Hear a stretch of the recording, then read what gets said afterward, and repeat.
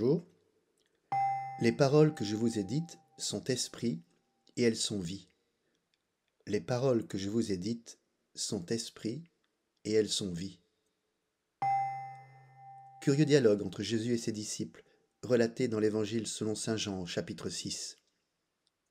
Jésus précise la nature de ces paroles, en réponse à la réaction de ses disciples, qui constatent combien la parole de Jésus est dure à entendre.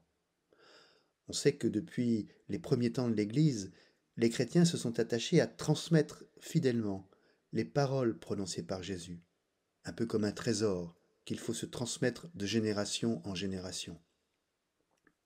Si l'on croit que Dieu s'est bien incarné en son Fils, alors ces paroles ont une portée tout à fait singulière. Par les paroles de Jésus, Dieu nous parle. Quand nous lisons un passage de la Bible, Dieu nous parle personnellement.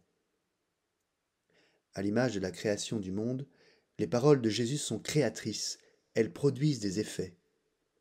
Que l'on songe au miracle qu'il a accompli, en prononçant les mots qui viennent libérer la personne malade. La parole recèle en elle-même le pouvoir de faire advenir ce qu'elle désigne.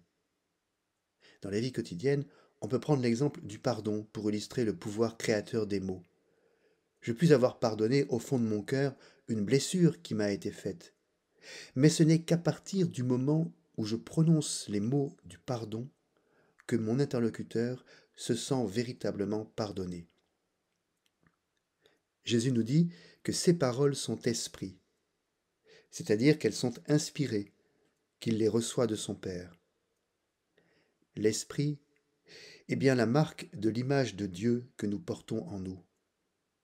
C'est parce que l'homme est capable de parler que son esprit, sa raison, son intelligence ont pu se développer, ce que la pensée grecque appelle le logos. Dans l'évangile de Jean, l'identification de Jésus au logos de Dieu est permanente. Enfin, Jésus nous livre ce message si lumineux, en nous disant que ses paroles sont vie. Lui qui est la vie véritable a les paroles de vie. Nous pouvons nous appuyer tout au long de notre existence terrestre sur cette certitude. Malgré les échecs, les blessures, la souffrance, la parole de Dieu me relève toujours. Elle me donne la vie. Oh, pas la vie confortable d'un univers dont je serai le centre, mais la vie véritable, qui m'établit dès à présent dans l'éternité. Il y a là une radicalité, une certaine rudesse, car pour vivre de cette vie véritable, il faut se mettre à nu, se dépouiller du vieil homme. Accepter de vivre au grand air de la foi peut faire frissonner, tant cet air est vif.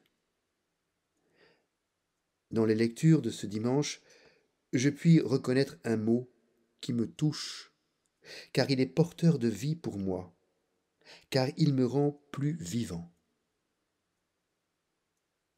Cherchez, vous trouverez. Frappez, on vous ouvrira. Bon dimanche.